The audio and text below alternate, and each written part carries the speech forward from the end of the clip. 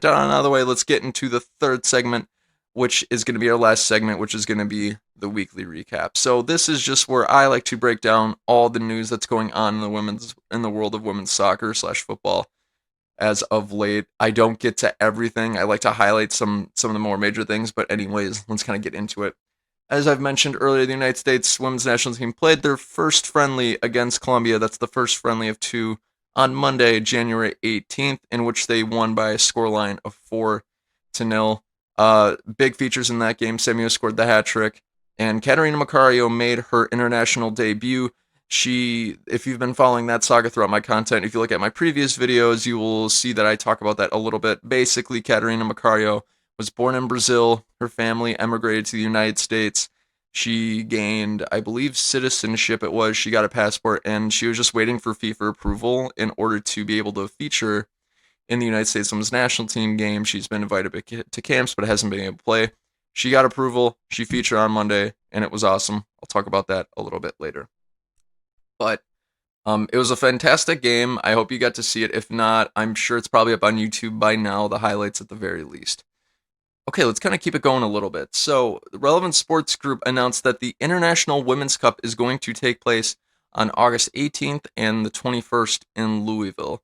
I don't want you to confuse this competition that is the International Champions Cup. The International Champions Cup is a different tournament than the International Women's Cup. This is different. But anyways, it'll take place on those 2 days in August in Louisville, Kentucky.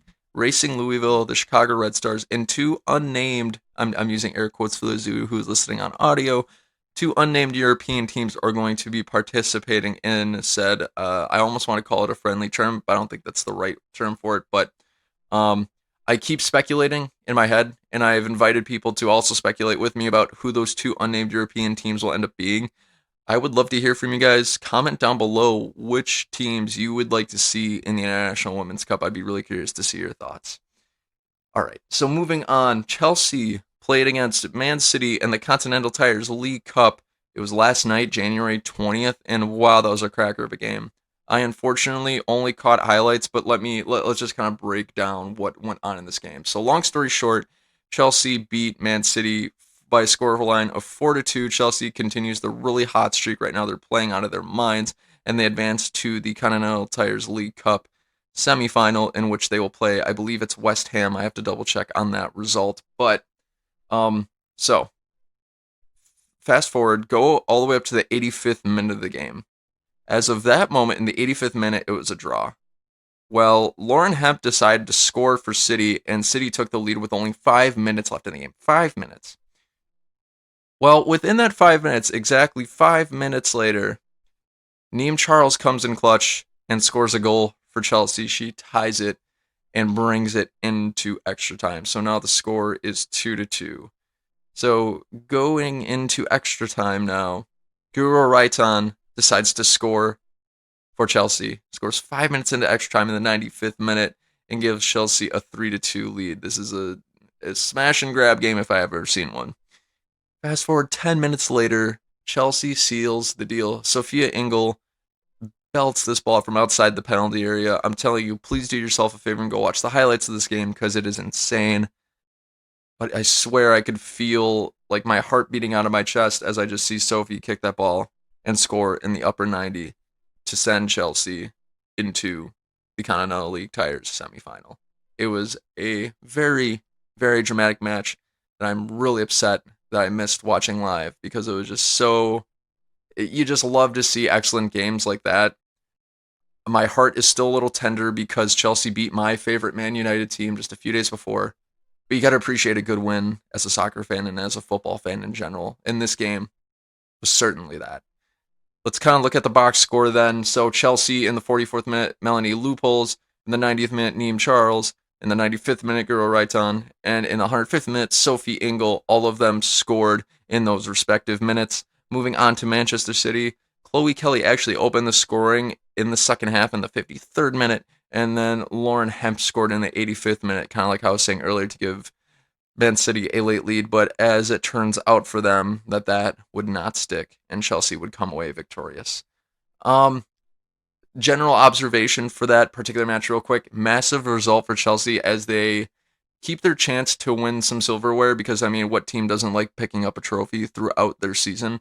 But they've maintained a crazy run of form. They've won five in a row in all competitions, two of which have come from top four teams in the NWSL, and three have come against top five because they also beat Everton. I probably could have just said that three wins have come against top five teams in the NWSL or in the WSL, but what's the fun in that? So with that result, then the Continental Leonard Tigers League Cup semifinal will take place on February 3rd. It's going to be kind of a doubleheader.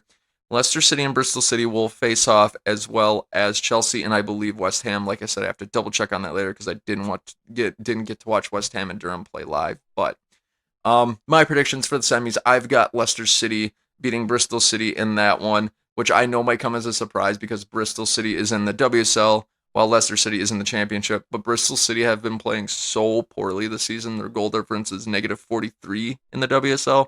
And Leicester City have been doing the opposite. They've been playing really well in the championship. So I'm picking Leicester to go ahead and win this one and hopefully win some silverware. On the flip side of the coin, for Chelsea and West Ham, I don't expect Chelsea to lose in that one. Like I said, they've been on a massive run of form. As long as they continue that all the way to February 3rd, I can see them winning that match against West Ham. So I've got Chelsea winning that one. No official scoreline predictions yet. If I had to put some numbers on it, I've got Leicester beating Bristol City by a score of 3-2, and I've got Chelsea beating West Ham by a score of 3-1. I think West Ham will just squeak in just a little bit there. All right, guys. So let's get into the last bit of big international news before we get into our main topics for today. So this was really, really exciting. I think a big win for women's football in general, especially in Argentina. But Boca Juniors are the first women's professional champions of Argentina. They won the 2021 transition tournament as dubbed by the Argentine Football Association. And basically what they did was they beat River Plate by a score of 7-0. They thrashed them. It was just a demolition job. Really, really cool to see them dominate. But some of you might be a little bit confused here because Boca Juniors has been a Argentine football club since like the 1990s. The women's side I'm talking exclusively the women's side. But all of the women's leagues in the Argentine Football Association were amateur all the way up until 2020. So from as long as Argentine Football Association has been around, women's football has only been amateur. All the way up until last year. That's insane. But their federation has progressed a lot, and they rolled out a plan for women's football in their country to basically become a professional league where they sign players to contracts for each club, dole out money so that these excellent female athletes can be professionals and do it for a living. So they took a pledge to sign to sign 12 players on every team to a professional contract, I believe, in 2021. So that is huge, and I'm really, really excited to see what the Argentine Football Association does in the future. So good on them. I'm really happy for Boca Juniors for being the first professional women's champions in Argentina. Good on them, and congrats to them.